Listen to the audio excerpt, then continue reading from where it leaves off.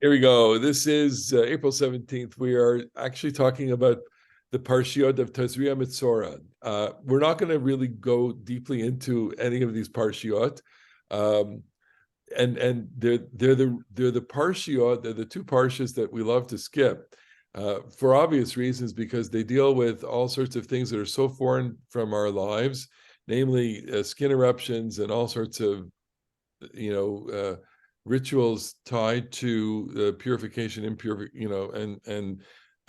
diagnosis, etc. All of which were really important in the functioning of the sanctuary and the temple. These rules were zealously guarded. We have the vestiges of them today in the rituals relating to the mikvah, which is still practiced. And those rituals descend from the rules here in these parshiot. But I've been enjoying, dipping into midrashim over the last several weeks, and I wanted to explore some midrashim related to embryology, rabbinic embryology, because I think it's fascinating. It's absolutely fascinating to see what rabbis thought and to try to apprehend the way that they thought about gestation and embryology. In order to do this, I want to just start with what we know today, okay? And you can simply go to YouTube, as we will in a second, and go to something like this, the Imperial College of London, which has an animated video, a short video about what happens.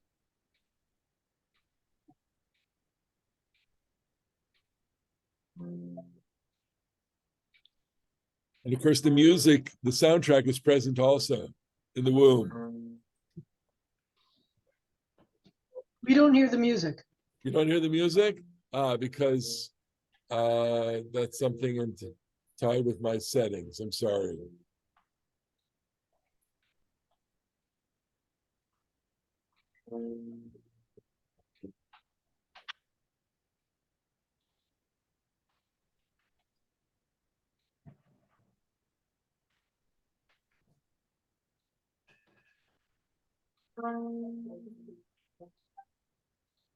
Da, da, da, I'll sing it with you.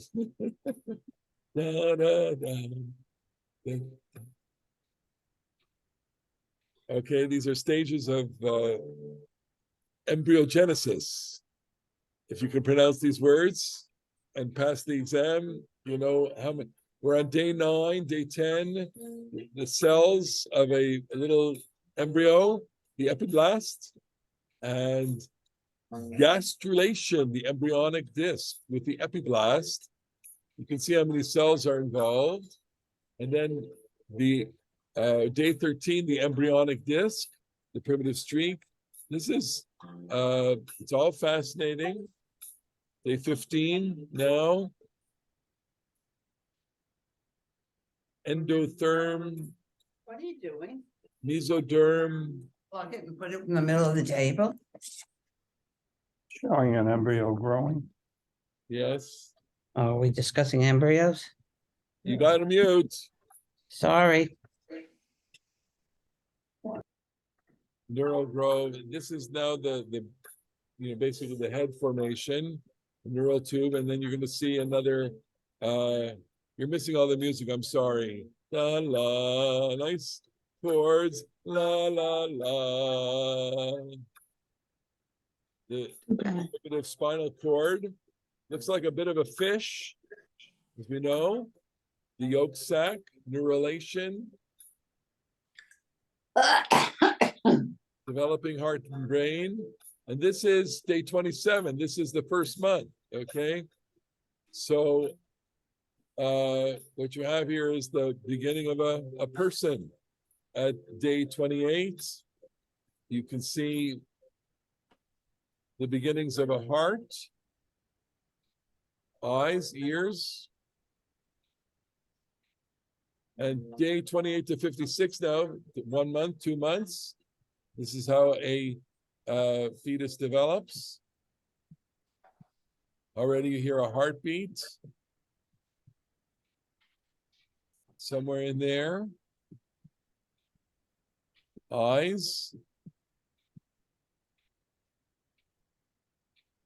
Okay. And we're almost finished.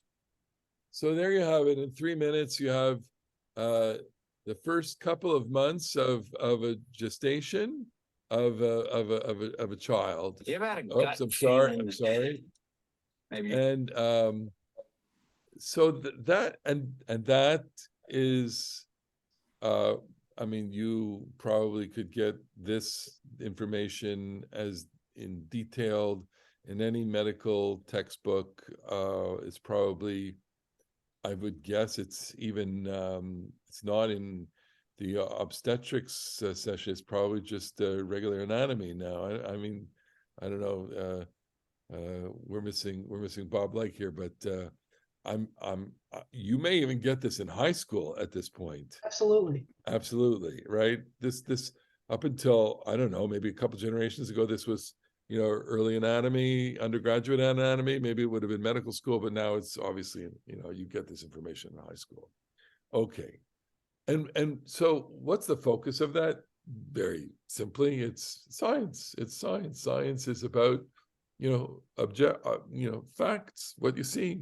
And because we have such ability now to see microscopically the development of all the stages of a fetus from the moment, literally, of fertilization through to birth and afterwards, we could, graph, annotate, schematize, animate, the stages of embryology, and there's no mystery to this.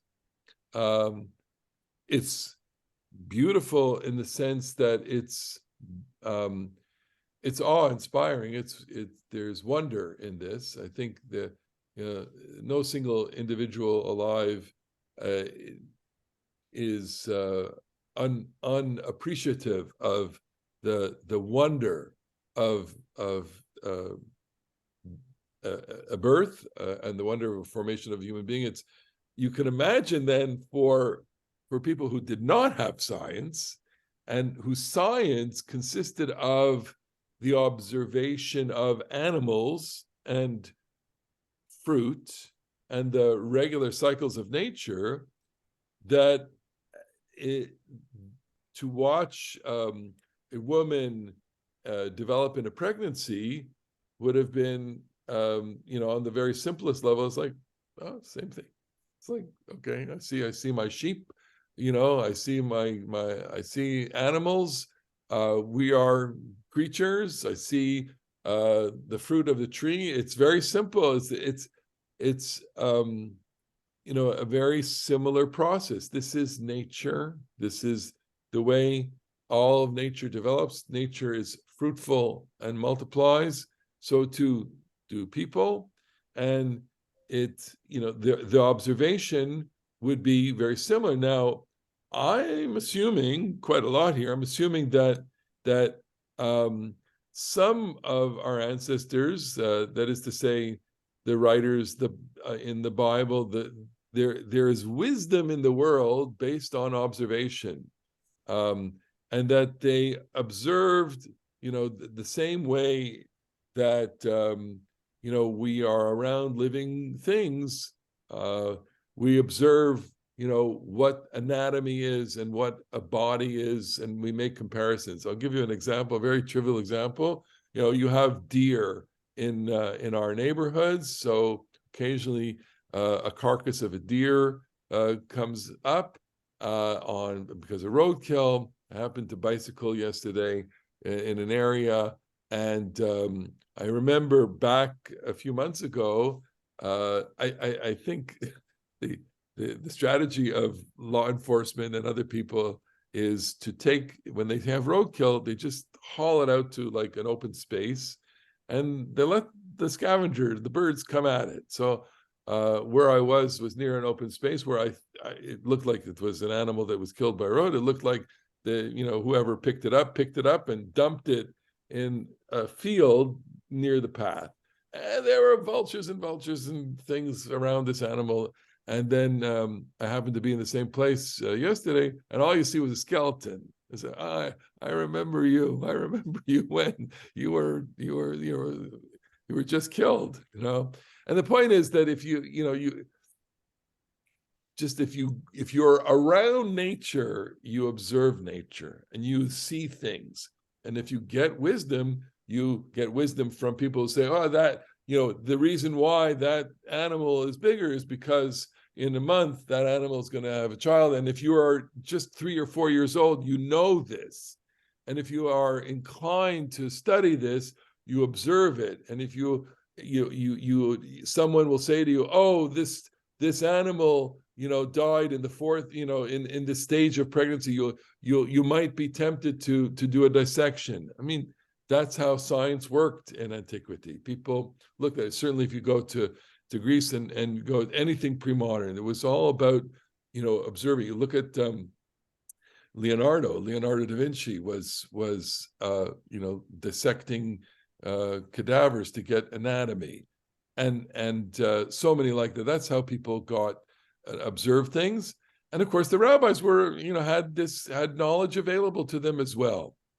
But they didn't have microscopic knowledge. They didn't have cellular knowledge. They couldn't, in their wildest imagination, understand what this was. Simply put, when the Torah says, when a woman gives birth, that's their proof, right? And everything relies on scripture, and therefore everything relies on the interpretation. So we get an embryology based on the revealed word of God, which will not give you science, but will give you a way of looking at the world. Our problem, as always, and I mentioned it at the outset because it's a kind of caveat, which is, I beware of people interpreting these texts literally, and whether or not the rabbis themselves saw and interpreted the world to understood this literally, or understood already when they spoke about things like the development of a fetus, that they were already aware, self-aware, that they were constructing at the very most poetry or really expressing a certain mythology. So we'll start with Nanette and then go to Susie. Go. You have to unmute. Okay. So, Rabbi, I'm in your camp. I like it. It's comfortable. But when you say be wary of folks that that verbalize this literally. So what is the answer regarding the Orthodox, folks? I mean, they're stone humash. I mean, how literal do they take it, or how not literal? Oh, so it's a great question, and I mentioned it as a way of saying, even when you talk, you start the Torah off. It says when God began to create, or in the beginning God created. Because you have to explain what that means. When you start and ask, what does that mean? It opens up to all sorts of different interpretations. And I'm saying, I say it as a joke, but I don't mean it as a joke. I mean, friends don't let friends interpret text literally. That's my joke, because if we did interpret things literally, we wouldn't be around. For example, like I quoted last week in synagogue, if you teach halakha in the presence of your teacher, you are liable for the death penalty, okay? In other words, if a student of mine said in front of everybody, this is the halakha, that person would be liable for the death penalty. Well, God forbid we should take that literally, okay? Some texts are just not to be taken literally, and some texts are impossible to be taken literally. And so when it comes to, the question of how a baby is formed, so part of me, part of anyone asks, Well, how do you know this, right? We can answer that question because we have access to technology, to microscopes, etc., that say, well, here's day one, and we happen to see we can extract a blastophath, whatever it's called, the fertilized ovum. We can extract that after day one. It's possible. And we can put that under a microscope, and that's what you see. That's literal, okay? But if I were to, I say sometimes, like, what these texts require is that you're sitting at a table, and you're drinking a glass of wine, and you're saying, what is the world? What is a human being? Now, if I say, it's like Shakespeare, hath not a Jew eyes, that's we're in the world of poetry and not the world of science. And I say this is our discussion and our debate sometimes with not Orthodox people, because many Orthodox people get this, okay? There's a certain fundamentalist, literalist Orthodox that everything is, the way it's written and should be understood only in a literal sense. We have a difference of opinion on that. We have a difference of worldview on that, okay, completely. But we don't go, okay, go Susie. All right. So first of all, the word is blastocyst. Blastocyst, right. The rabbis of the Talmud looked at the animal world and made assumptions about human anatomy from animals, and they got it wrong, because humans, we have similarities, but not consistent similarities to other mammals even. Several years ago, I sat in on a shiur given by the Rosh Yeshiva of Yeshivat Maharat, who grew up here in New Rochelle at Beth El Synagogue. I remember him when he was a teenager.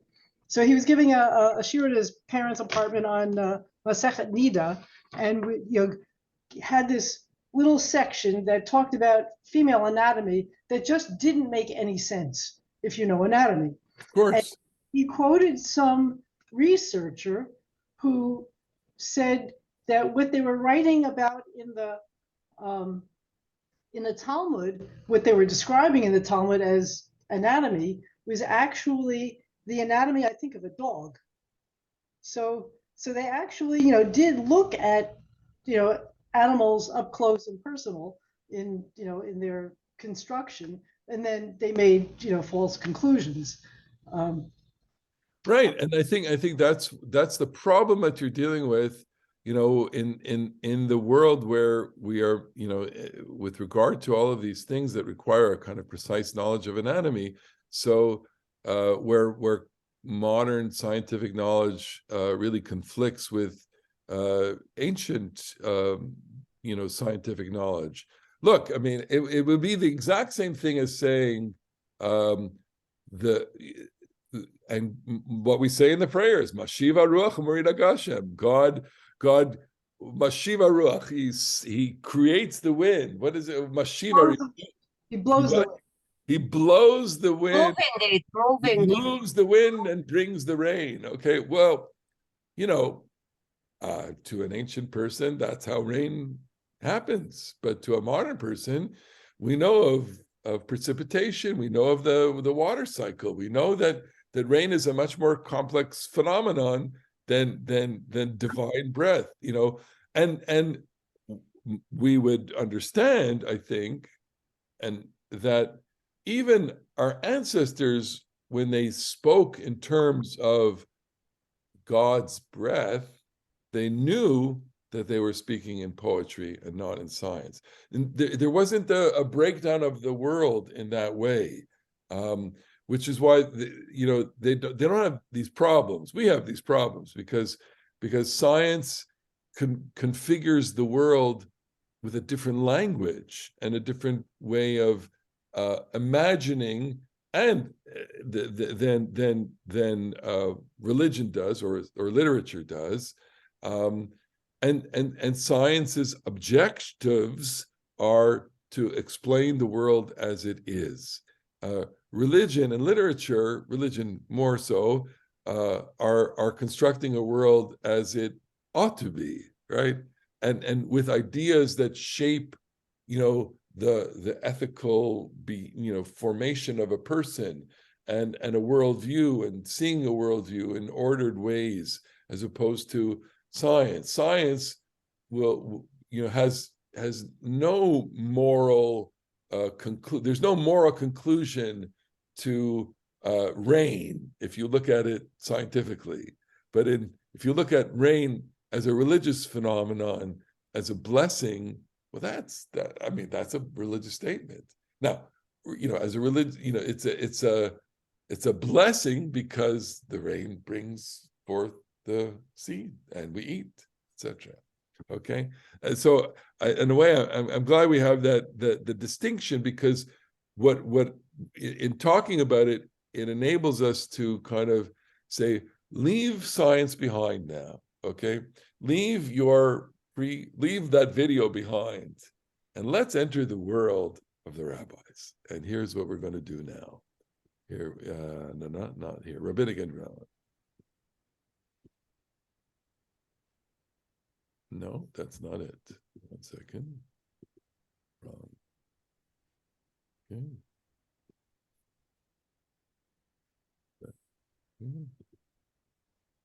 And now.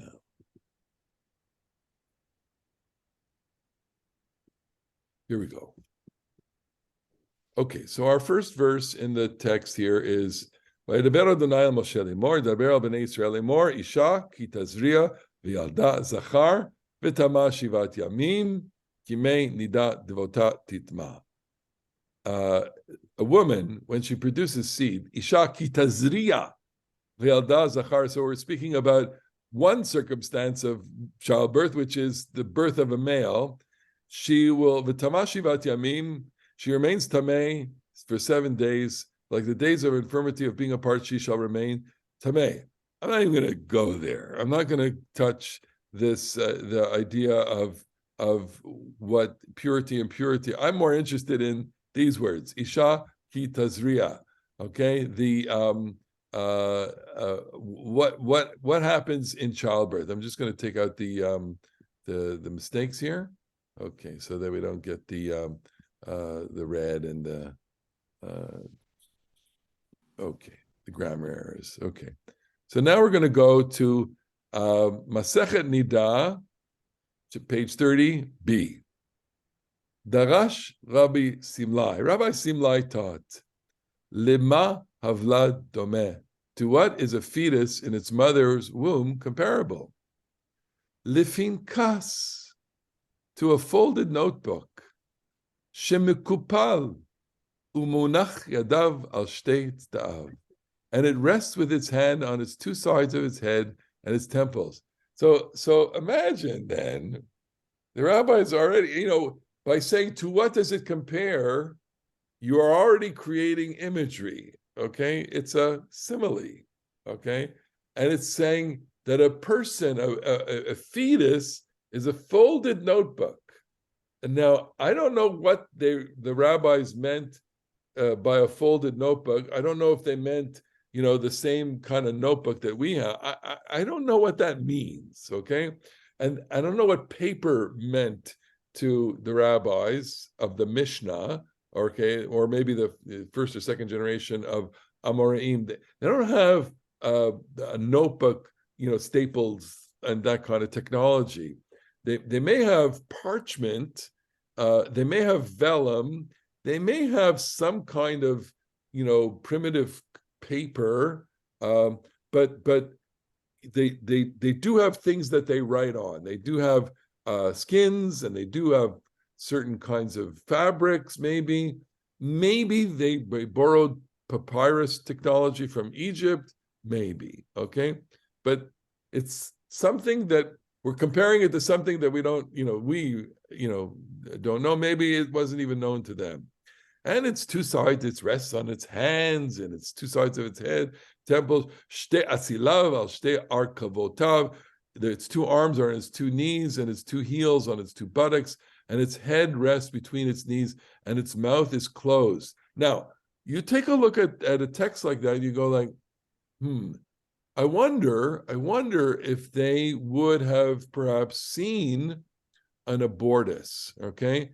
Stillbirths and abortions, or failed pregnancies in their early stages. Somebody has to treat a woman in a first or second or third month. Would they have seen an abortus? And it's quite likely that they would have. And if they didn't, they would have heard from someone who did, from a midwife, or from someone who said, well, it's just simply a curiosity, which is, what did you see? What did it look like? What came out of the woman in a miscarriage? Okay, it's obviously an uncomfortable and traumatic event. I'm sure even in antiquity it was traumatic. All the more so today.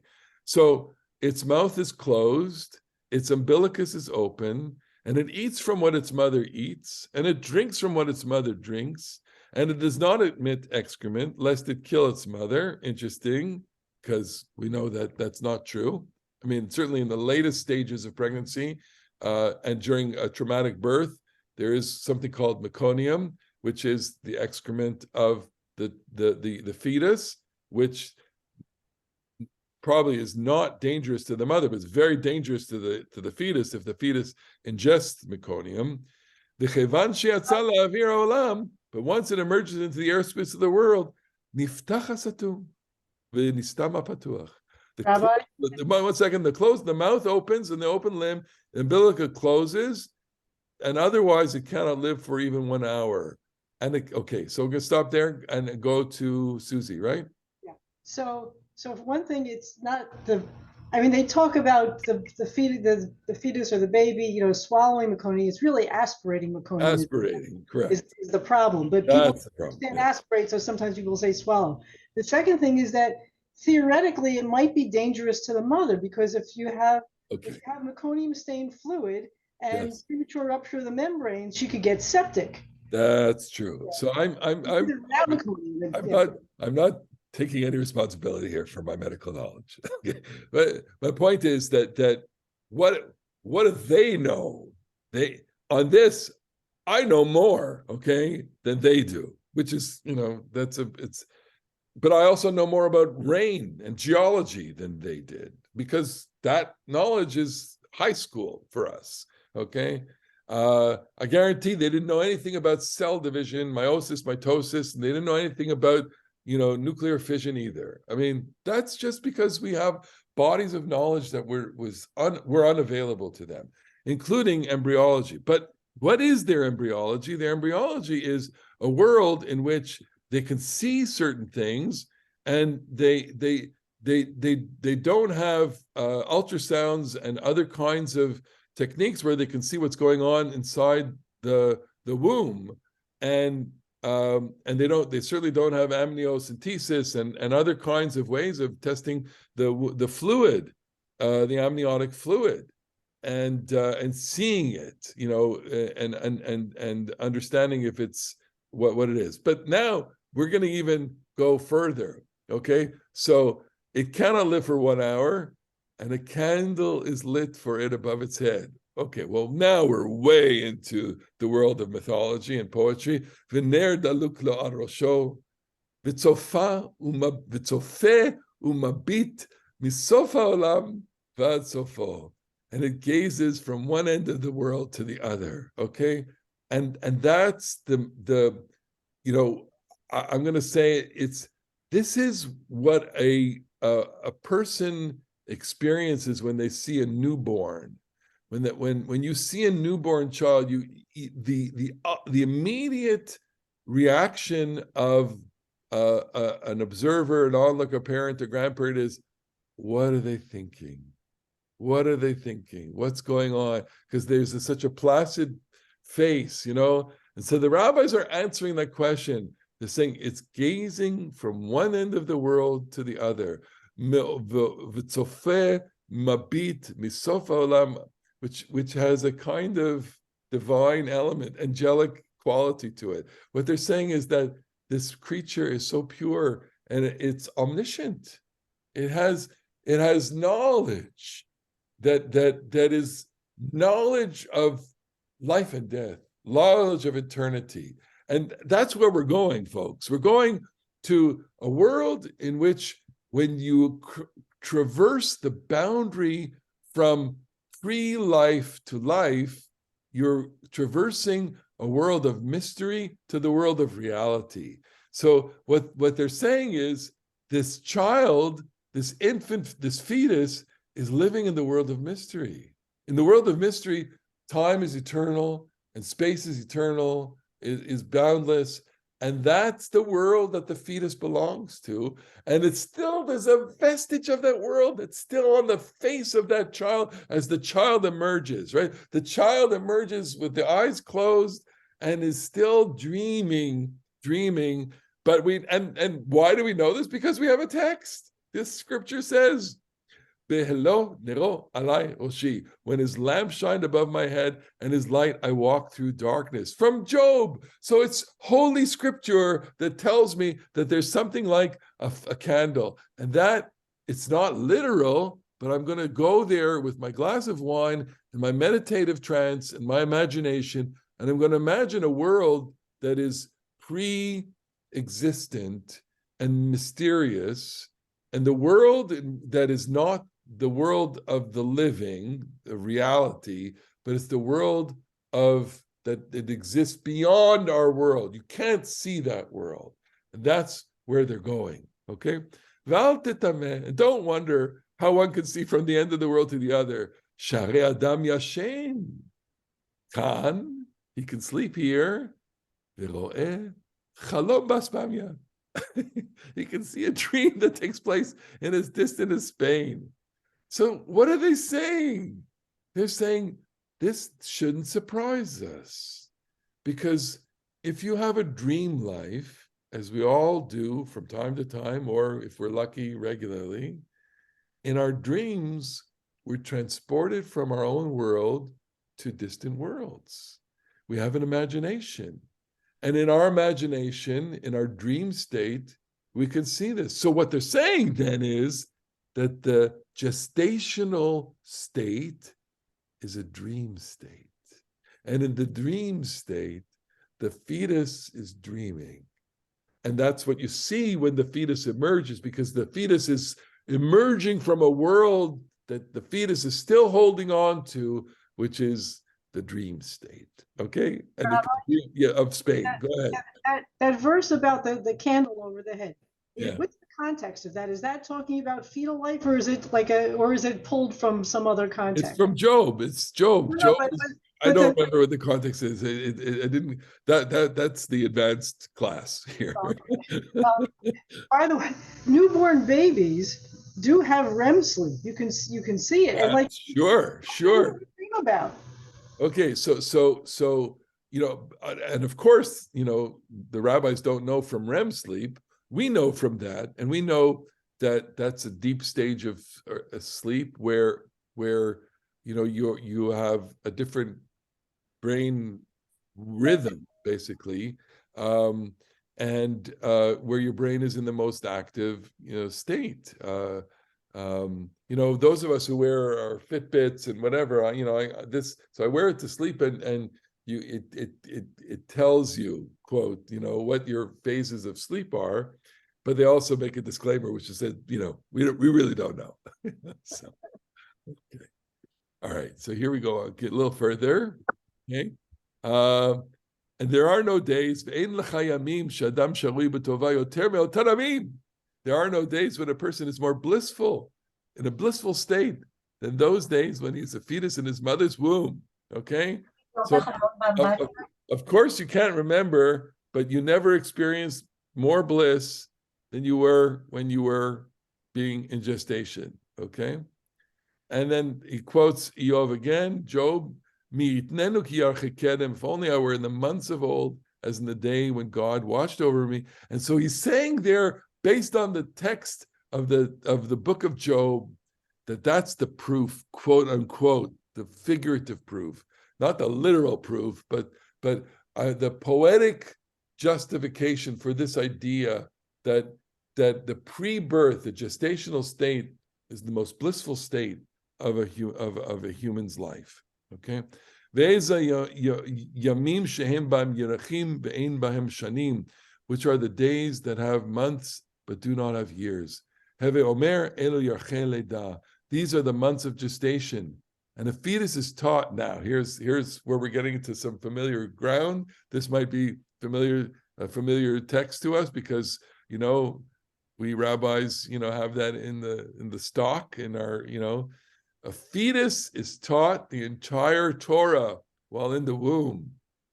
Milamdin oto kol haTorah kula shenemar, as it is stated, v'yoreni, he taught me, and he said to me, let your heart hold fast my words, keep my commandments, and live.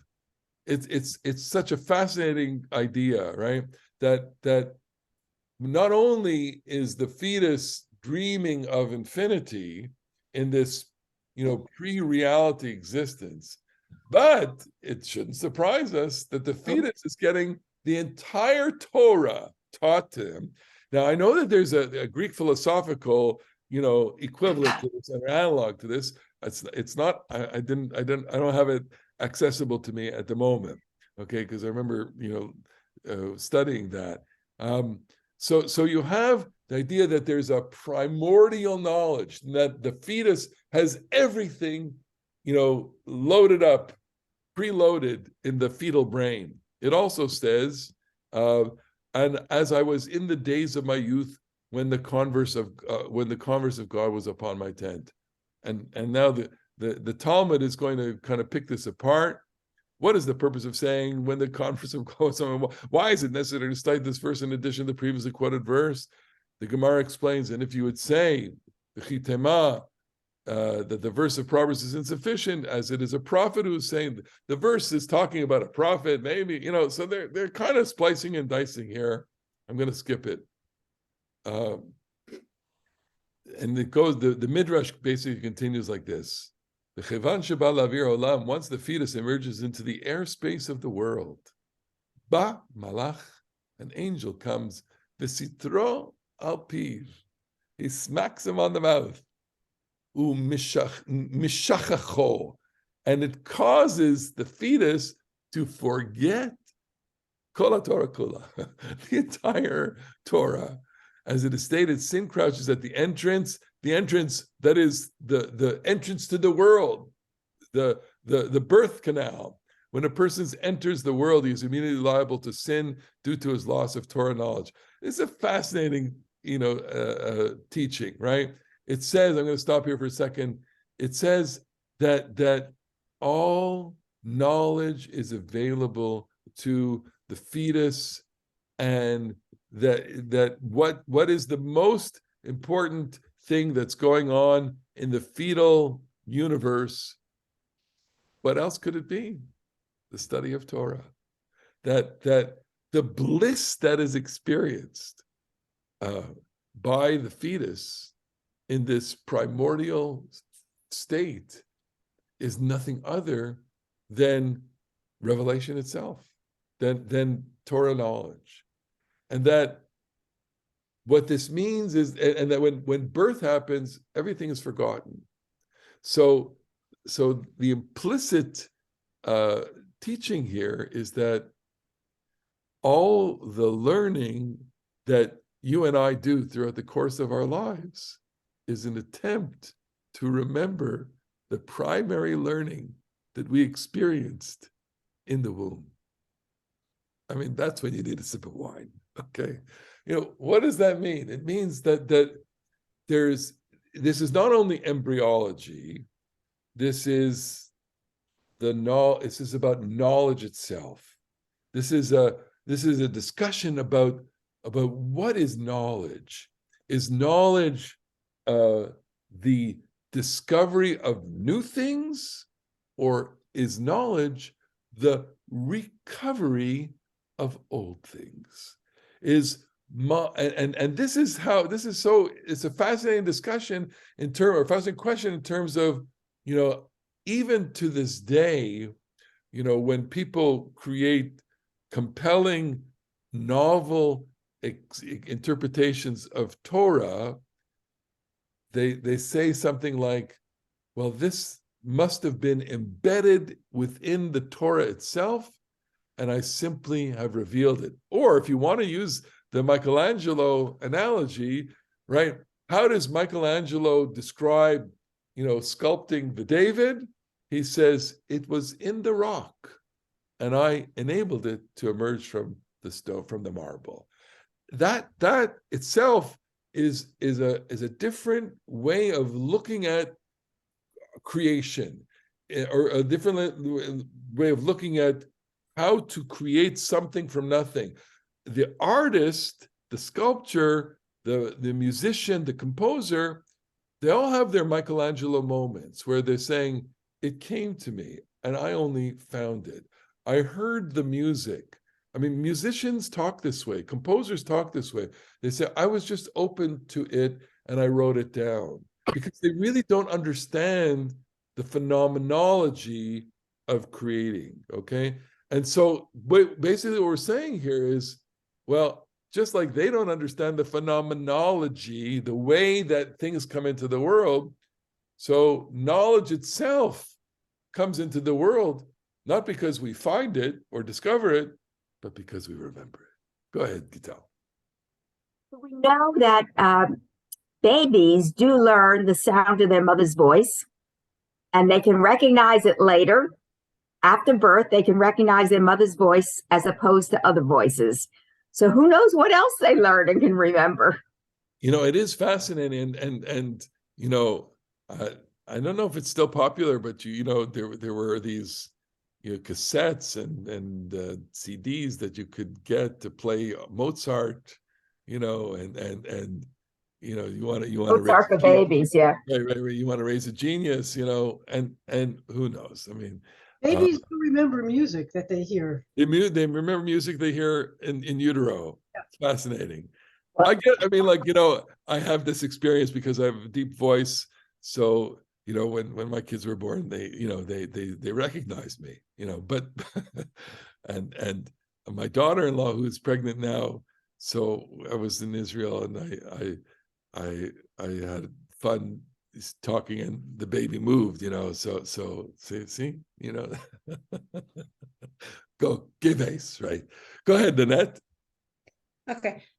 So you were talking about a couple of different things. I just want to address this business with the baby, the embryo learning Torah in the womb.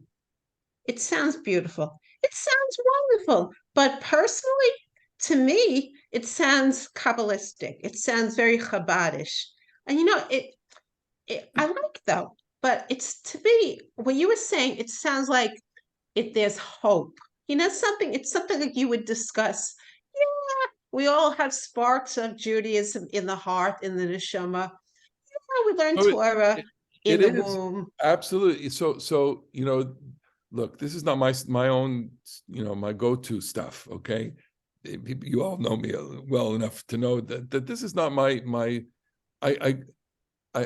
I'm much more focused on what it says, but I like this because it's imaginative. And what you're saying, I'm using a synonym for mystical. It's mystical imagination. We're trying to imagine what is impossible to imagine. And look, I would even add, even though I showed you a beautiful video of an animated embryo, the people that create those, and the doctors and the embryologists, they also have wonder at this. The physician, true good, physician, not, they're all drawn to being doctors, because they desire the knowledge, and they have desire to heal, but they also have, I think, a spark of wonder about them. And they all will admit there are things that we simply don't understand, okay? There are things that are still a mystery, okay? Look, I've been around a lot of doctors and involved in very intense situations, okay? And I can share with you that, of course, everyone knows that when Kim had her heart transplant. So, the doctor afterwards said, You know, the moment we start the heart, that's a moment. Because you don't know. Because they take electrodes and they give a little bit of they give a little bit of voltage, and it's a yes or no, and then it's yes, and they say that's a mystery. We understand voltage, we understand, you know, the relationship between, you know, resistance and current and voltage, but we just don't understand why this then makes a living human being. And that's a mystery. And so they say they're very honest. We still are amazed at this. We still are overwhelmed by the wonder of it. And, you know, I'm assuming that, you know, even the most, you know, jaded OBGYN obstetrician, you know, no matter how many deliveries they have, there's still a moment, you know, when that baby gives its first cry, you know, they are touched as human beings that they just don't understand. They've read the textbooks, they've studied it, they've delivered, you know, many babies, but that first breath is always going to be the first breath, and that's go, Alana. We just had a new baby in our family. Mazel tov. He's already going on 4 months. He was last week. They took him to a music class. Yes. So there, you got to start young. 4 months, yeah. 4 months. So you know, we know a lot about the developing brain, much more than, of course, the rabbis knew, in terms of how the developing brain builds its neural connections, and music, you know, and here you'll help me out here with this. Music is, Makes you you know, remember. Makes you remember. exactly, and there's the whole language, you know, faculties of a brain which are much stronger, and all these neural connections are being made in the first several years of life, you know, certainly the first few months. So you want to get a musician baby, you know, give them music. Why not? Why not? Okay, here's some more, okay, because it gets better. A fetus does not leave the womb until the angels administer an oath to it. Okay. Now, I mean, how do they? You know, this is not literal language. This is, you know, mystical, imaginative language. Again, it's proving it from a text from Isaiah. Okay, we'll leave that out. Every tongue shall swear this, referring to the day of one's birth, etc. Okay. What is the oath that the angels administer to the fetus? Tihe tzaddik. Be righteous. Of course it is. Of course. Be'al tihi rasha. Don't be evil. Ve'afilu kol ha'olam kulo omrim lecha tzaddik ata. And even if the entire world says to you, you are righteous, consider yourself wicked. What does that mean? It means you're always in the process of self-perfection. And that's not a factual scientific statement. That's a moral statement, that if you see yourself as always needing to improve, you'll have a drive in your life, a moral drive. Know that God is pure, his ministries are pure, and the soul he gave you is pure. And if you preserve it in a state of purity, all is well. But if you do not keep it pure, I, the angel, shall take it from you. And that is the oath, okay? The oath that the angel gives to you, which is, be a mensch. That's how you tell it. That, you know, that's the simplest way of explaining this, that the moral import of gestation in the rabbinic world is simply boiled down to, kid, be a mensch, period. That's what it's about. Someone had their hand up. I'm sorry. No. Okay. Let me go on. Or there's a chat. Okay. Someone had to go. Okay. You tell her to go. Okay. We'll go back. Share screen. Here we go. Boom. More. Gets better. Rabbi Eliezer said, I'm not going to quote that. I'm just going to let people who know Hebrew read that for a second. Okay. Sorry. It's all about how a baby comes into the world. All right. From where do we learn that the fetus is created from its head? Okay. like you saw in the video, in the animation. There's a text that says that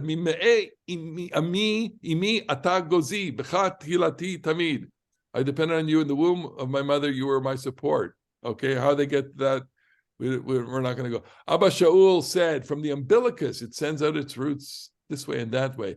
From the 40th to the 60th days, it is determined whether it is a male or female. Well, that's not true at all, right? We know that it's male or female from the moment of conception because of the chromosomes and the DNA. And they said, and say what?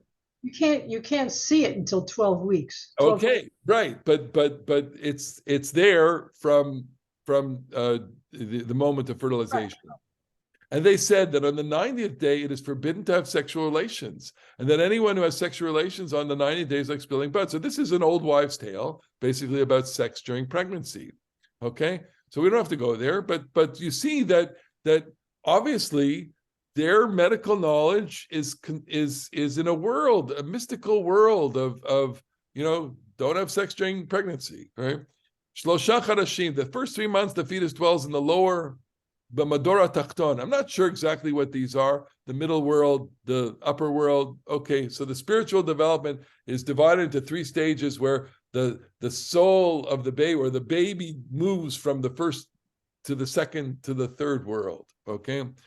During the first 3 days, that is after relations, the man should ask mercy before God that the fetus not be ruined. Okay, and so they were aware that you could have sex and that pregnancy could not take place for whatever reason. And then from day 3 to 40, a man should ask mercy that it be a male child. Sorry. Again, it's a world in which they don't understand that the gender of the fetus is determined at the exact moment of fertilization. So he's saying, okay, let it be a male. And there are other texts in the Talmud that say that is a stupid prayer. That's a stupid prayer. So you're only getting half the argument here, okay? That it's a tfilat shav, an unnecessary prayer, because the rabbis also understand, they don't understand it in the microscopic detail, but they understand it's determined. So if it's determined, you can't pray to change what's already been determined. That's silly. It's just silliness. A man should ask, so in the next, from 40 days to 3 months, a man should ask mercy that it not be a clump. Here I translated, Shelo Yehe Sandal. Sandal is, I looked it up, it's not sandal in what it is, but it isn't. It's also a fish, okay? And it's like, the picture of they often compare the fetus, the development of a fetus, to it's fish-like, okay? So, if you see an abortus, a 3 months abortus, there's a kind of fish-like appearance, okay? From 3 months to 6 months, a man should ask mercy that it should abort, shelo yeheh nefel, and from 6 to 9, a man should ask mercy that it come out in peace. And can a person take it out in peace? No, except God makes doors and bolts and takes it out of there in peace. Rabbi Eliezer evidently was a great obstetrician, or had a lot of questions about this, it seems, because his name comes up in a lot of these discussions. Just as there are doors in a house, there are doors in a woman. Okay, no offense, women, as it is written, because it did not block the doors of my mother's womb. Rabbi Joshua said, just as there are keys to a house, there are keys to a woman. As it said, and God heard her and he opened her womb. That's for Rachel in Genesis. Rabbi Kiva said, just as there are sounds of pain in a house, so there are sounds of pain in a woman. Okay, so these are not your classic texts that, feminists, particularly enjoy. I should say they're not, these are texts that are rooted in a masculine culture that project onto women these different images. You can imagine that it would require a degree of translation, shall we say. If the mother has merit and the father does not, or the father has merit and the mother does not, the fetus is not viable until both of them are equal. Here's an egalitarian statement. Both of them are equal as one in prayer and mercy, as it is said, and he entreated God and Rivka conceived, his wife conceived. So the rabbis are projecting onto the marriage of Isaac and Rebekah a remarkable equality there, that both of them have a role in the safe delivery of the twins. From here, you learn, this is the famous statement, Ki shlosha shutafim yesh bo ba'adam. There are three partners in a person, and they are God, Aviv, Vimo. God, his father, mother. Okay, the three partners of a person. Rabbi Eliezer said, the formation of the limbs of a person are like the fruit, just as fruit of their skin fashioned first, and then it finishes inside the skin. So too, the skin of a person was formed first, and then is fashioned the bones, the muscles, the organs, the brain, the membranes, the skull, and the tendons. Of the 248 limbs of a person, for if the bones were fashioned first, they would puncture the intestines and cause the death of the woman. And that's where we're going to leave that text, okay? What do we see here, okay? We don't need to do a microscopic phrase-by-phrase analysis here. Well, it's imagination. They're imagining, again, a world in which the baby, a fetus, emerges like all other creatures and like all other elements of creation. They observe, a fruit on a tree, okay? And, here we are, it's spring, so, we may pass some fruit trees on our walks. You will see the fruit start with the flower, and the flower, once the pistil and stamens, activate, and pollen, it fertilizes the ova in the pistil.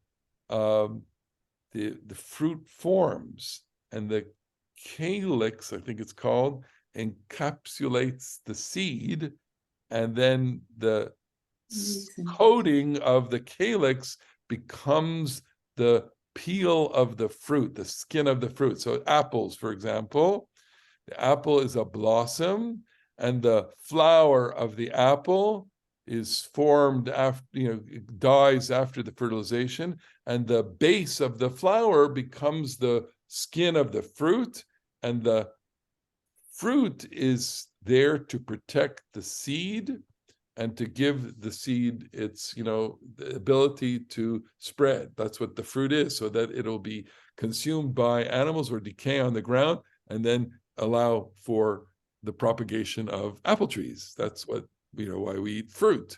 Okay, so they, you can imagine, in the sense of, to us it sounds like a silly conversation. Well, of course, that's the way a fetus forms, right? Because we see it all around us, right? And so what they're saying on in a simplistic level, they're saying it very silly, but on a deep level, perhaps what they're saying is, look, there is a relationship to all creation. They're not talking of, we would use the terms, we would use evolutionary science and evolutionary biology to explain the similarities of different forms of animal life. Okay, so we can relate the biology, fish biology, and human embryology, because there are certain similarities. I mean, in the evolutionary, history of nature, we broke off from that ancestry, a few billion years ago. Okay, that branch of nature developed this way, and this branch developed this way. Okay, but in embryology, there are certain things that are similar, and if there's a similarity that is observed in science, there's a similarity that's observed in the imaginative world and the speculative world, the philosophical world. And what it's saying is we are related to nature. Of course, we are part of nature, but we're apart from nature. We're separate in our cognitive ability, in our power ability, and of course, in our moral and ethical sensibilities. And so the rabbis then were trying to locate in this, grand story. So where do you get that from? Where does that come from? Where does the ability to choose right from wrong come? Where does the ability to have curiosity come from. We use imaginative terms to describe that. We talk about being in the image of God. What does that mean? That's poetry. Go interpret what the image of God is. God have a body? No. Are we going to look in a mirror and see God? No. What that means is that we want to feel related to that which brings life into existence and into which we are accountable, and which is gives us the ability to discern between good and evil. And that's kind of what's going on here in the embryological story. That is all enclosed within the first 3 words of the Parsha. There we go. So open up any kind of reactions or conversation on these ideas. This is it's easier. I have to say, it's easier for me to talk about this than it is to talk about impurity, purity, a woman's body, this going to the mikveh, all that. These are complicated subjects to talk about, in our world. But it's easier to talk about, well, the imaginative world of gestation and embryology as opposed to ours. Okay, go ahead, anybody. All right, go ahead, San. So I very much appreciate your viewpoint on this, because it seems so nonsensical to take it literally. Yes. I can hardly imagine anyone doing it, and I think even the Orthodox don't. Maybe the Koraim or some other sect did, but it doesn't take you very far. But this does take you somewhere, and it's Absolutely. poetic, it's narrative.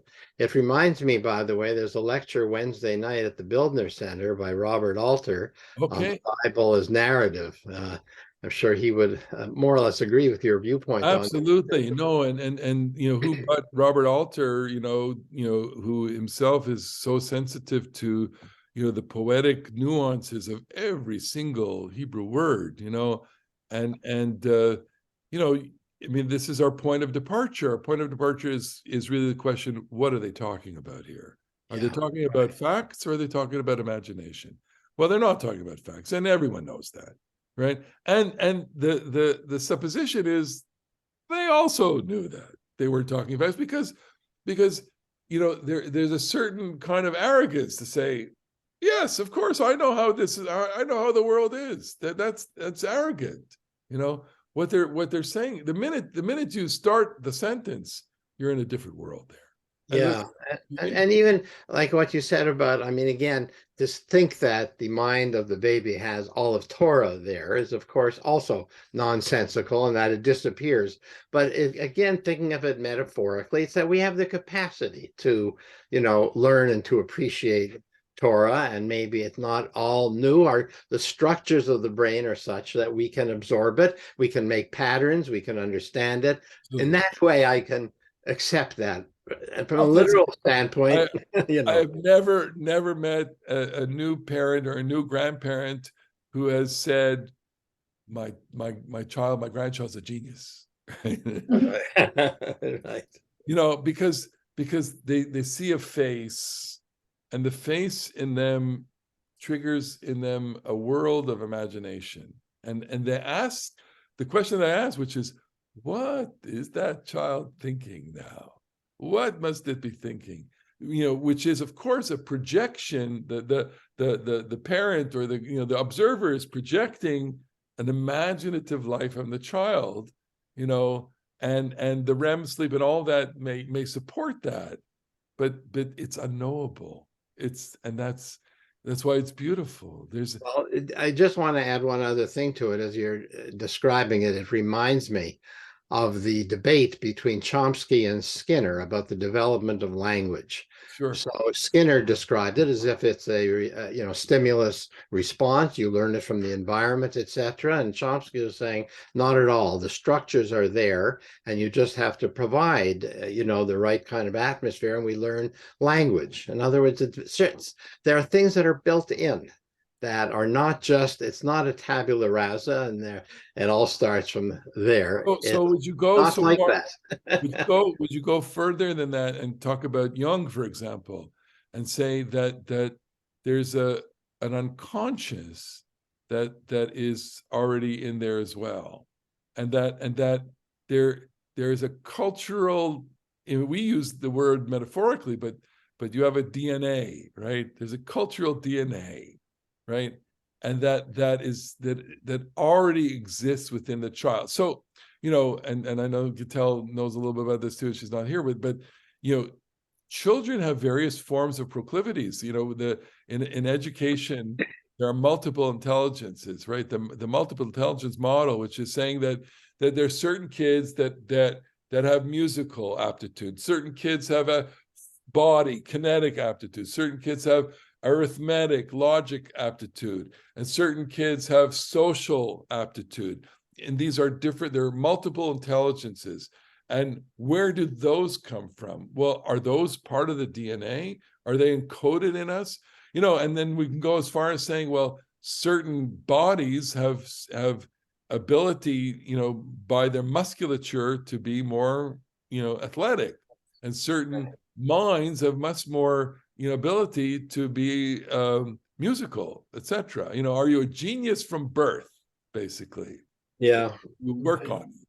Now, some of us have to work really hard at knowledge, but some have gifts, Some, and by the way, it works in the spiritual realm too, and of course, and this you find in the more Hasidic, the more ultra-Orthodox you go, they're looking for the next Rambam, they're looking for the next person that is born with the entire Mishnah, encoded in their brain. Alana, go ahead.